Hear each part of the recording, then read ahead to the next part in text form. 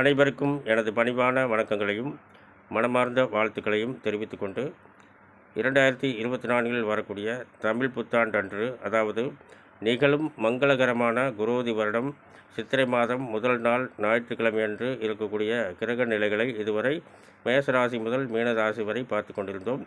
இன்றைய தினம் இப்பொழுது மீனராசியில் பிறந்தவர்களுக்கு, மீனராசியில் இந்த பூரட்டாதி 4ஆம் பாதமும் உத்திரட்டாதி 1, 2, 3, 4 பாதங்களும் மற்றும் ரேவதி 1, 2, 3, 4 பாதங்கள் அடங்கிய மீனராசியில் பிறந்தவர்களுக்கு வருகின்ற தமிழ் புத்தாண்டு பலன்களை இப்போது பார்க்கலாம்.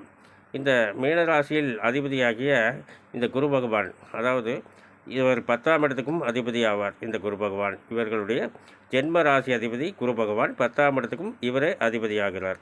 இவர் என்ன பண்ணியிருக்கார் பார்த்திங்கன்னா, அதாவது செல்வாக்குஸ்தானத்தில் இருக்கிறார். எப்படின்னா இந்த 2ஆம் இடத்துல இப்படி இருக்கிறாரு. இந்த 6ஆம் இடத்து அதிபதி இவரோடு இணைஞ்சிருக்கிறார்.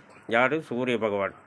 சூரிய பகவான் பார்த்திங்கன்னா எந்த ஒரு தமிழ் புத்தாண்டாக இருந்தாலும் இந்த மேசராசியில் உச்சம் பெற்று சஞ்சாரம் செய்வார். இப்படி இருக்கும்போது இந்த குரு பகவான் இணைந்திருப்பது பார்த்திங்கன்னா 12 வருடத்துக்கு ஒரு முறைதான் இந்த குரு பகவானும் சூரிய பகவானும் ஒரு இணைந்து சஞ்சாரம் செய்ய முடியும். எவ்வளவு பெரிய அதிசயம் நடந்திருக்கிறது இந்த மீனராசியில் பிறந்தவர்களுக்கு.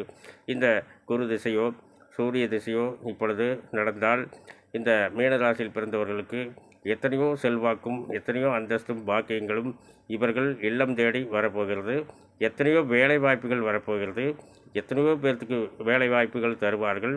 எத்தனையோ குடும்பங்கள் இவர்களால் பசியாடுவார்கள்.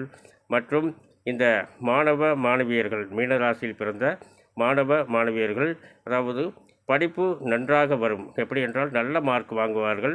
இந்த தமிழ் புத்தாண்டில் பார்த்திங்கன்னா, அதாவது படிச்சுட்டு வேலை தேடிக்கொண்டிருக்கும் மீனராசியில் பிறந்தவர்களுக்கு நல்ல வேலை வாய்ப்புகள் இவர்கள் இல்லம் தேடி வரப்போகிறது. மற்றும் இந்த மீனராசியில் பார்த்திங்கன்னா ராகு, புதன், சுக்கிரன் இந்த மாதிரி மூவரும் இணைந்து சஞ்சாரம் பண்ணுறாங்க. இப்படி இருக்கும்போது பார்த்திங்கன்னா இந்த 3ஆம் இடத்துக்கும் 8ஆம் இடத்துக்கும் அதிபதியாகிய சுக்கிர பகவான் உங்கள் ராசியில் உச்சம் பெற்றிருக்கிறார். 4ஆம் இடத்துக்கும் 7ஆம் இடத்துக்கும் அதிபதியாகிய புதன் பகவான் நீச்சம் பெற்றிருக்கார். எப்பவுமே பார்த்திங்கன்னா ஒரு கிரகம் ஒரு கட்டத்துக்குள் இருந்து விட்டால் நீச்சம் என்று முடிவெடுக்க முடியாது. எப்படி என்றால் அதற்கும் சில விதிமுறைகள் இருக்கிறது.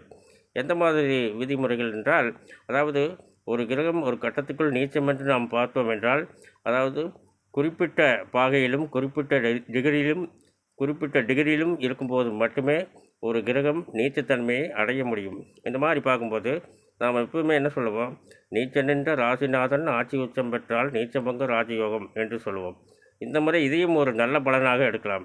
எப்படின்னா, நீச்சனும் உச்சனும் சேர்ந்தாலும் நீச்சபங்க ராஜயோகம் தானே, அந்த மாதிரி நம்ம பார்க்கலாம். இப்படி இருக்கும்போது இந்த சுக்கிர பகவான் உச்சம் பெற்றிருப்பது, இப்பொழுது சுக்கிர திசை நடந்தால் நீங்கள் எடுக்கும் முயற்சியில் அனைத்திலும் வெற்றியை மட்டுமே பார்ப்பீர்கள். அடுத்தது பார்த்திங்கன்னா 4ஆம் இடத்து அதிபதியும் 7ஆம் இடத்து அதிபதியும் புதன் பகவான் இவர் நீச்சபங்க ராஜயோகத்தை பெற்றுள்ளார். எப்படின்னா, இந்த 4ஆம் இடம் என்பது சொத்து சுகஸ்தானம், வண்டி வாகனம், இந்த மாதிரிலாம் பார்க்கலாம். அப்போது இந்த 10ஆம் இடத்தில் பார்த்திங்கன்னா ஜீவனாதிபதி 2ஆம் இடத்தில் இருப்பது, இந்த இந்த புதன் பகவான் இவருக்கு 12ஆம் இடத்தில் இருப்பது, இப்படியெல்லாம் பார்க்கும்போது எத்தனையோ நல்ல வேலை வாய்ப்புகள் உங்கள் இல்லம் தேடி வரப்போகிறது. எத்தனையோ இடம் வாங்குவீர்கள், வீடு கட்டுவீர்கள், கிரகப்பிரவேசம் பண்ணுவீர்கள். இந்த மாதிரிலாம் ஒரு நல்ல பலன்கள் நடக்கப்போகிறது. அடுத்தது பார்த்திங்கன்னா பூர்வ புண்ணியஸ்தானம் 5ஆம் இடம். 5ஆம் இடத்து அதிபதி பார்த்திங்கன்னா 4ஆம் இடத்துல, அதாவது சொத்து சுகஸ்தானத்தில் சஞ்சாரம் செய்கிறார். அது மட்டும் இல்லாமல் 10ஆம் இடத்தை பார்க்குறார் உங்களுடைய ஜீவனஸ்தானத்தில். இப்படி பார்க்கும்போது இப்பொழுது சந்திர திசை நடந்தால் நல்ல வேலை வாய்ப்புகள் உங்கள் இல்லம் தேடி வரும். நல்ல வண்டி வாகனங்கள் வாங்குவீர்கள். அது மட்டும் இல்லாமல் எத்தனையோ காடு தோட்டங்கள் வாங்குவீர்கள். வெறும் காடு தோட்டம் அல்ல, அந்த காடு தோட்டத்தில் எத்தனையோ தென்னை மரங்களும் கிணறுகளும் இருக்கும்.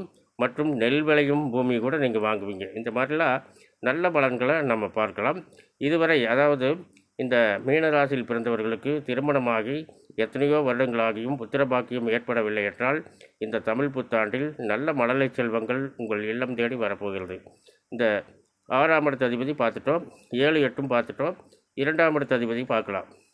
2ஆம் இடத்துக்கும் 9ஆம் இடத்துக்கும் அதிபதியாகிய நிலமகன் என்று சொல்லக்கூடிய செவ்வாய் பகவான் 11ஆம் இடத்துக்கும் 12ஆம் இடத்துக்கும் அதிபதியாகிய சனி பகவானுடன் இணைந்து சஞ்சாரம் செய்கிறார். எப்படின்னா, இந்த சனி பகவான் 12ஆம் இடத்தில் ஆட்சி பெற்றிருக்கிறார். அவரோடு இவர் இணைந்து சஞ்சாரம் பண்ணுறார். இப்படி பண்ணும்போது எத்தனையோ வேலை வாய்ப்புகள் உங்கள் இல்லம் தேடி வரும் மற்றும் எத்தனையோ தொழிற்சாலைகள் அமைப்பீர்கள், எத்தனையோ பேர்த்துக்கு வேலை வாய்ப்புகள் தருவீர்கள். இந்த மாதிரிலாம் இந்த நிலமகன் என்று சொல்லக்கூடிய செவ்வாய் பகவான் இருப்பது மிகப்பெரிய நல்ல யோக பலன்களை இந்த மீனராசியில் பிறந்தவர்களுக்கு சிறப்பான முறையில் நல்ல முறையில் தருவார். அடுத்தது பார்த்திங்கன்னா, இது எத்தனையோ ஒரு நல்ல ஒரு பலன்கள் நடக்கப் போகிறது இந்த மீனராசியில் பிறந்தவர்களுக்கு. இன்னும் நல்ல பலன்கள் மற்றும் பார்த்திங்கன்னா, இந்த 7ஆம் இடத்துல கேது பகவான் இருந்து உங்கள் ராசி பார்க்குறாரு. உங்கள் ராசியில் ராகு பகவானும் புதன் பகவானும் சுக்கிர பகவானும் இணைந்து இந்த 7ஆம் இடத்தை பார்க்குறாங்க. இந்த மாதிரிலாம் இருக்கும்போது இன்னும் எத்தனையோ நல்ல பலன்கள் இந்த மீனராசியில் பிறந்தவர்களுக்கு நடக்கப் போகிறது. மேலும் இந்த மீனராசியில் பிறந்தவர்கள் அனைவரும் எல்லா செல்வங்களும் பெற்று நலமோடு வாழ வேண்டும் என்று அந்த ஆண்டவனை வணங்கி வாழ்த்துகின்றேன். மேலும் விவரங்கள் அறிய என்றும் புலிப்பாணி என்ற ஜோதிட தலைப்பை பாருங்கள். இந்த பதிவை பார்க்கும் அனைவரும் எனக்கு மிகப்பெரிய ஆதரவை தருவீர்கள் என்று நம்புகின்றேன். நன்றி, வணக்கம், வாழ்த்துக்கள்.